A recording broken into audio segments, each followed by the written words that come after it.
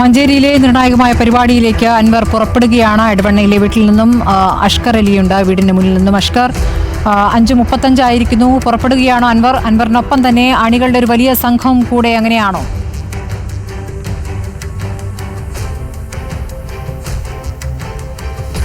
അൻവറിന്റെ നാട്ടുകാരായിട്ടുള്ള ഉദായിൽ നിന്നുള്ള ആളുകളൊക്കെ തന്നെയാണ് ഇപ്പോൾ കൂടുതലായും പി വി അൻവറിന്റെ വീട്ടിലേക്ക് എത്തിയിരിക്കുന്നത്. അവർ മാത്രമാണ് ഉണ്ടാകുക. വലിയൊരു പ്രകടനമോ ജാതിയായിട്ടോ അല്ല ഇവിടെ നിന്ന് പുറപ്പെടുന്നത്. എന്തായാലും അല്പസമയത്തിനകം തന്നെ ഏതാനും മിനിറ്റുകളൊക്കെ തന്നെ പി വി അൻവർ ഉദായിലെ വീട്ടിൽ നിന്ന് പുറപ്പെടും. നേരെ പോകുന്നത് മഞ്ചേരി ജസീല ജംഗ്ഷനിലാണ് ഇത്തരത്തിൽ ഈ പി വി അൻവറിന്റെ പരിപാടി നടക്കാൻ പോകുന്നത്. ആ വേദിയിലേക്ക് നേരെ പോകുന്നു. 6 മണിക്ക് മുമ്പ് 6 മണിയോടെ തന്നെ പി വി അൻവർ അവിടെ എത്തുമെന്നാണ് പ്രതീക്ഷിക്കുന്നത്. 30 മിനിറ്റിൽ താഴെ വഴിയാത്ര ദൂരം മാത്രമാണ് ഉദായിൽ നിന്നും ഈ മഞ്ചേരി ജസീല ജംഗ്ഷനിലേക്കുള്ളത്. പ്രതികൂല കാലാവസ്ഥ തന്നെയാണ് ഇപ്പോഴും മുന്നിലുള്ള വെല്ലുവിളി. ഉദായും അതുപോലെ തന്നെ പലയിടങ്ങളിലും വലിയ തോതിൽ മഴ കഴിഞ്ഞ് കുറേ മണിക്കൂറുകളായി തുടരുന്നുണ്ട്. ആ സാഹചര്യം കൂടി നോക്കിയായിരിക്കും പി വി അൻവർ ഇറങ്ങുക. ഒരുപാട് ആളുകൾ ഇരുചക്ര വാഹനങ്ങളൊക്കെ തന്നെ പി വി അൻവറിനെ അനുഗമിക്കാനും സാധ്യതയുണ്ട്. എന്തായാലും രാഷ്ട്രീയ പ്രഖ്യാപന വേദിയിലേക്ക് ഏതാനും നിമിഷങ്ങൾക്കകം തന്നെ പി വി അൻവർ എത്താൻ പോകുന്നു. ഒരു സോഷ്യൽ സംഘടനയുടെ രൂപത്തിലാണ് ഇപ്പോൾ പ്രഖ്യാപിക്കുന്നതെങ്കിലും ഭാവിയിൽ രാഷ്ട്രീയ പാർട്ടിയായി രജിസ്റ്റർ ചെയ്യുക എന്നുള്ളത് തന്നെയാണ് പി വി അൻവറിന്റെ ഉദ്ദേശം. അങ്ങനെയാണെങ്കിൽ ഇന്ന് ഈ വൈകുന്നേരത്തെ കേരളത്തിൽ ഒരു പുതിയ രാഷ്ട്രീയ പാർട്ടി കൂടി ഉദയം കൊള്ളുന്നു എന്നുള്ളതാണ്. അത് തമിഴ്നാട്ടിലെ ഉദയസൂര്യൻ്റെ DMKയുടെ സഖ്യകക്ഷിയെ കൊണ്ട് തന്നെ അത്തരമൊരു പാർട്ടി കേരളത്തിൽ രൂപപ്പെടുന്നു. അത്തരമൊരു നീക്കം പി വി അൻവർ നടത്തുന്നു. അതും ഭരണകക്ഷിയായിരുന്ന ഒരു MLA കഴിഞ്ഞ ദിവസങ്ങളിൽ 1 മാസം മുമ്പ് വരെ ഭരണകക്ഷിയായിരുന്ന MLA ഭരണകക്ഷിക്കെതിരെ അതിരൂക്ഷ വിമർശനങ്ങൾ ഉയർത്തുന്നു. സംസ്ഥാനത്തെ പോലീസിനെതിരെ, വിവിധ വകുപ്പുകൾക്കെതിരെ, ഒടുവിൽ മുഖ്യമന്ത്രി പൊളിറ്റിക്കൽ സെക്രട്ടറിക്കും ADGPക്കുമെതിരെ, അതിനുശേഷം അത്രയും കാലം തൻ്റെ സംരക്ഷകനെന്നും പ്രതിതുല്യനെന്നും വിശേഷിപ്പിച്ചിരുന്ന മുഖ്യമന്ത്രിയായിട്ടുള്ള പിണറായി വിജയനടക്കം അതിരൂക്ഷ വിമർശനങ്ങൾക്ക് ഇരയാക്കിയ ശേഷമാണ് പി വി അൻവർ പാർട്ടിയുടെ പുറത്തേക്ക് പോകുന്നത്. ഇപ്പോൾ പാർട്ടിയിൽ നിന്ന് മാറി പ്രതിപക്ഷത്തേക്ക് നിയമസഭയിൽ സ്പീക്കർ സീറ്റ് അനുവദിച്ച് നൽകുമ്പോൾ ആ പ്രതിപക്ഷ നിരയിൽ ഇരിക്കാനും താൻ തയ്യാറല്ല എന്നാണ് പി വി അൻവർ പ്രഖ്യാപിച്ചിരിക്കുന്നത്. അത്തരമൊരു രാഷ്ട്രീയ സാഹചര്യത്തിലാണ് പ്രതിപക്ഷത്തിന് CPM പോലും പ്രതിപക്ഷത്തേക്ക് ഇരുത്താൻ കഴിയാത്ത വിധത്തിൽ CPM അടക്കം സഖ്യകക്ഷിയായിട്ടുള്ള DMKയുടെ, തമിഴ്നാട്ടിലെ DMKയുടെ ഘടകകക്ഷിയായി അല്ലെങ്കിൽ അതിൻ്റെ സഖ്യകക്ഷിയായി പ്രവർത്തിക്കാനുള്ള നീക്കത്തിലൂടെ പി വി അൻവർ ഒരു രാഷ്ട്രീയ നീക്കം നടത്തുന്നത്. ആ രാഷ്ട്രീയ നീക്കത്തിൻ്റെ പ്രഖ്യാപനങ്ങളും ഇല്ലെങ്കിൽ അതിൻ്റെ കൂടുതൽ വിശദാംശങ്ങളും അല്പസമയത്തിനകം ഈ പ്രഖ്യാപന വേദിയിൽ വെച്ച് നടത്തുമെന്നാണ് പി വി അൻവർ രാവിലെ വാർത്താ സമ്മേളനത്തിൽ അറിയിച്ചിരിക്കുന്നത്. ആദ്യഘട്ടത്തിൽ അതൊരു സംഘടനാ ശൈലിയായിരിക്കും, സോഷ്യൽ മൂവ്മെൻറ്റ് ഫോറമായിട്ടായിരിക്കും അത് പ്രവർത്തിക്കുക. പിന്നീട് തദ്ദേശ സ്വയംഭരണ തെരഞ്ഞെടുപ്പിന് മുമ്പായി തന്നെ അതൊരു രാഷ്ട്രീയ പാർട്ടിയായി രൂപീകരിക്കുകയും രജിസ്റ്റർ ചെയ്യുകയും ചെയ്യും.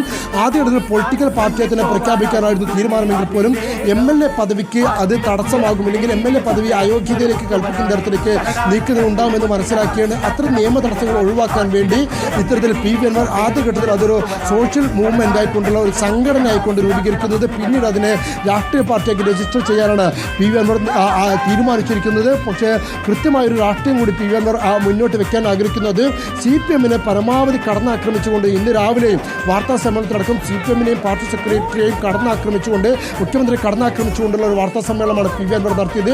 ഏറ്റവും ഒടുവിൽ ഒരു വലിയ വെല്ലുവിളി കൂടി, അഥവാ ഈ പാർട്ടി പ്രഖ്യാപനം നടക്കുന്ന അതേ ദിവസം തന്നെ രാവിലെ പി വി അൻവർ ഒരു വലിയ വെല്ലുവിളി കൂടി നടത്തിയിരിക്കുന്നു. അത് മുഖ്യമന്ത്രി പിണറായി വിജയൻ ഈ അടുത്ത 1.5 വർഷം കൂടി മുന്നോട്ട് പോയി മുഖ്യമന്ത്രി പദത്തിൽ പൂർത്തിയാക്കില്ല എന്നുള്ള ഒരു വെല്ലുവിളിയാണ് പി വി അൻവർ നടത്തിയിരിക്കുന്നത്. അത് സാധ്യമാകുമോ എന്നുള്ളത് കണ്ടു തന്നെ അറിയണം. മാത്രമല്ല, ഈ ഒരു അവസ്ഥയിൽ ഇതേപോലെ തന്നെ കാര്യങ്ങൾ മുന്നോട്ട് പോവുകയാണെങ്കിൽ മന്ത്രിസഭ പോലും ഭരണ കാലാവധി പൂർത്തിയാക്കില്ല എന്നാണ് പി വി അൻവർ പറയുന്നത്. കാരണം അത്രയേറെ സമ്മർദ്ദത്തിലാണ്, ഇല്ലെങ്കിൽ ഈ ഭരണകക്ഷി ഇല്ലെങ്കിൽ ഭരണ പാർട്ടിയിലെ നെക്സസ് പോലും അത്രയേറെ സമ്മർദ്ദത്തിലാണ് നിൽക്കുന്നത്. ഭരണകക്ഷിയിലെ MLA-മാരൊക്കെ തന്നെ അതൃപ്തിയിലാണ് നിൽക്കുന്നത്. അത്തരമൊരു സാഹചര്യത്തിൽ മന്ത്രിസഭയ്ക്ക് പോലും മുന്നോട്ട് പോവുക എളുപ്പമല്ല എന്നാണ് പി വി അൻവർ പറയുന്നത്. ആ ആരോപണം വെല്ലുവിളിയൊക്കെ യാഥാർത്ഥ്യമാകുമ്പോൾ എന്നുള്ളത് കാത്തിരുന്ന് കണ്ടു തന്നെ അറിയണം. അതിനപ്പുറത്തേക്ക് പാർട്ടി എന്ന് പറയുന്നത് കഴിഞ്ഞ 6 വർഷമായി പിണറായി വിജയൻ എന്ന് പറയുന്ന ഒറ്റ വ്യക്തിയിലേക്ക് ചുരുങ്ങിയെന്നും ഒരു നോ പറയാൻ പോലും പാർട്ടിയിൽ ആരുമില്ല, പിണറായി എതിർക്കാൻ ആരുമില്ല എന്നുള്ളതാണ് പി വി അൻവർ പറയുന്നത്. പാർട്ടിയിൽ നിന്ന് പുറത്താക്കി സ്വതന്ത്രമായി ഒരു രാഷ്ട്രീയ പാർട്ടി രൂപീകരിക്കുമ്പോഴും DMKയുടെ ഘടകകക്ഷിയിലേക്ക് സഖ്യകക്ഷി പട്ടികയിലേക്ക് ചേക്കാറാൻ ശ്രമങ്ങൾ നടത്തുമ്പോഴും CPMനെതിരെയുള്ള കടന്നാക്രമണത്തിൽ പി വി അൻവർ ഒരു പിന്നോട്ട് പോക്കുമില്ല എന്നുള്ളതാണ് ഇന്നത്തെ വാർത്താ സമ്മേളനത്തിൽ നമുക്ക് ബോധ്യമാവുന്ന കാര്യം.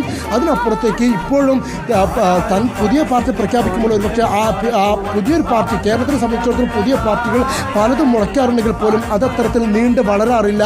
പക്ഷേ ഇപ്പോൾ പി വി അൻവർ നടത്തുന്ന രാഷ്ട്രീയ നീക്കം അങ്ങനെ ഒരു കരിഞ്ഞു പോകുന്ന ചെടി ആവരുത് തൻ്റെ രാഷ്ട്രീയ പാർട്ടി എന്നുള്ളത് തന്നെയാണ് പി വി അൻവർ മുന്നോട്ട് വെക്കുന്ന നിലപാട്.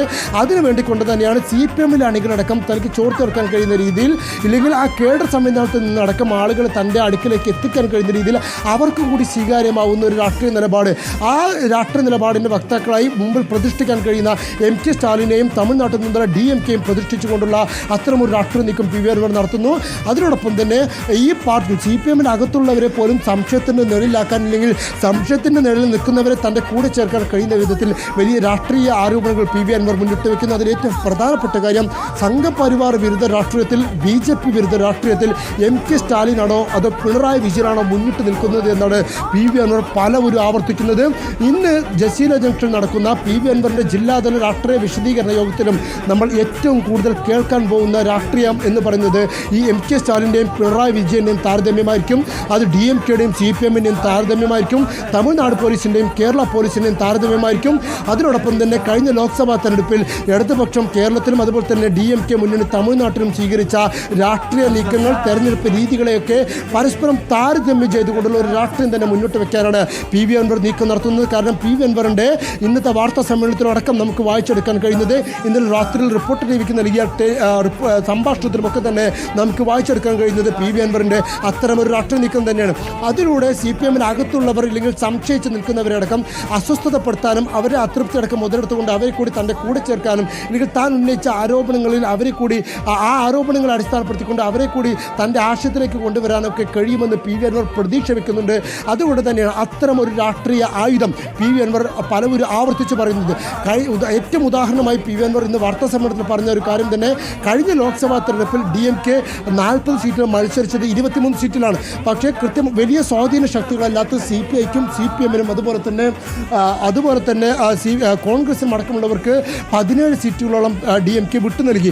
അങ്ങനെ ആ സഖ്യകക്ഷികളൊക്കെ കൂടെ ചേർത്ത് നിർത്തിയത് കൊണ്ട് തന്നെ ഒരു തരത്തിലും BJPക്ക് അവിടെ ഒരു അക്കൗണ്ട് തുറക്കാൻ പോലും സാധിച്ചില്ല. എന്നാൽ കേരളത്തിലേക്ക് വരുമ്പോൾ CPM-ൻ്റെ രാഷ്ട്രീയ സാഹചര്യം മൂലം, അല്ലെങ്കിൽ CPM-ൻ്റെ പാർട്ടി ഭരിച്ചിട്ട് പോലും പോലീസിന് പിടിപ്പുകേട് മൂലം തൃശ്ശൂർ പോലും കലക്കിയെന്നും അതുവഴി BJPക്ക് ഒരു സീറ്റ് CPM തന്നെ ഒരുക്കി കൊടുത്തുമെന്നുമാണ് PV അൻവർ ഉന്നയിക്കുന്ന ആരോപണം. അഥവാ BJP വിരുദ്ധ നിലപാട് സ്വീകരിക്കുന്ന, ഇടതുപക്ഷത്തിനൊപ്പം നിൽക്കുന്ന ആളുകളെ പോലും സംശയത്തിലേക്ക് തള്ളിവിടുന്ന, അല്ലെങ്കിൽ അവരെ പോലും CPM-നെ എതിരാക്കുന്ന വാക്കുകൾ തന്നെയാണ് PV അൻവർ ആവർത്തിക്കുന്നത്.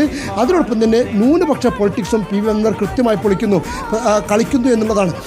ഈ മുഖ്യമന്ത്രിയുടെ ദ ഹിന്ദുവിന് നൽകിയിട്ടുള്ള അഭിമുഖം, ആ അഭിമുഖവുമായി ബന്ധപ്പെട്ട് ഉയർന്നു വന്ന വിവാദം, അതുപോലെ തന്നെ KT ജില്ലയിൽ അടക്കമുള്ളവർ നടത്തുന്ന പ്രസ്താവനകൾ, ഈ പ്രസ്താവനകളൊക്കെ തന്നെ ഈ സാമുദായിക രാഷ്ട്രീയത്തിനുണ്ടായിരിക്കുന്ന അസ്വസ്ഥത, ആ അസ്വസ്ഥതയെ കൂടി കൃത്യമായി ഉപയോഗപ്പെടുത്താൻ PV അൻവർ ശ്രമിക്കുന്നുണ്ട്. അതുകൊണ്ടാണ് പൂർണ്ണമായും സംഘപരിവാർ വിരുദ്ധമായിട്ടുള്ള, BJP വിരുദ്ധമായിട്ടുള്ള, പൂർണ്ണമായും സെക്യുലറായിട്ടുള്ള, മതേതരപൂർണ്ണമായിട്ടുള്ള ഒരു പാർട്ടിയായിരിക്കും തൻ്റേതെന്ന് PV അൻവർ ആവർത്തിച്ച് പറഞ്ഞത്. അതുകൊണ്ടാണ്. മാത്രമല്ല ക്രൈസ്തവ സഭകളടക്കം കൂടെ ചേർത്ത് നിർത്താൻ PV അൻവർ ശ്രമിക്കുന്നുണ്ട്. കഴിഞ്ഞ ദിവസം തന്നെ 3ഓളം ക്രൈസ്തവ സഭാ മേലധ്യക്ഷന്മാരുമായി PV അൻവർ ചർച്ച നടത്തിയ കാര്യം വാർത്താ സമ്മേളനത്തിൽ തന്നെ PV അൻവർ വ്യക്തമാക്കുന്ന ഒരു ഘട്ടമുണ്ടായി. വനം വന്യജീവി പ്രശ്നങ്ങളുമായി ബന്ധപ്പെട്ടുകൊണ്ട് മലയോര ജനത, കേരളത്തിലെ വലിയൊരു വിഭാഗം അനുഭവിക്കുന്ന ഒരു ജനകീയ പ്രശ്നത്തെ തന്നെ ആദ്യം തന്നെ PV അൻവർ ഏറ്റെടുക്കുന്നു. ഇന്നത്തെ പാർട്ടി വേദിയിലും ആ വിഷയത്തെ ഉയർത്തിപ്പിടിക്കുമെന്നുള്ളത് തന്നെയാണ് നമുക്ക് മനസ്സിലാക്കാൻ സാധിക്കുന്നത്.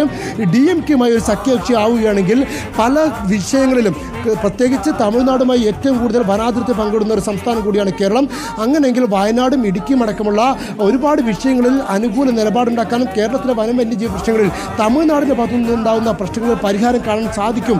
അത് വലിയൊരു നീക്കമൊക്കെ ഉണ്ടാക്കാൻ സാധിക്കുമെന്നുള്ളൊരു അവകാശവാദം ഇപ്പോൾ തന്നെ PV അൻവർ ഉന്നയിച്ചു കഴിഞ്ഞിരിക്കുന്നു. അത്തരം ജനകീയ വിഷയങ്ങൾ ഏറ്റെടുക്കുന്നതിലൂടെ, ഇല്ലെങ്കിൽ ഇത്തരം രാഷ്ട്രീയ നീക്കങ്ങളിലൂടെ വലിയൊരു ഇടപെടൽ നടത്താൻ, അല്ലെങ്കിൽ തൻ്റെ പാർട്ടിക്ക് വലിയൊരു വളർച്ച നൽകാൻ കഴിയുമെന്നാണ് PV അൻവർ വിലയിരുത്തുന്നത്.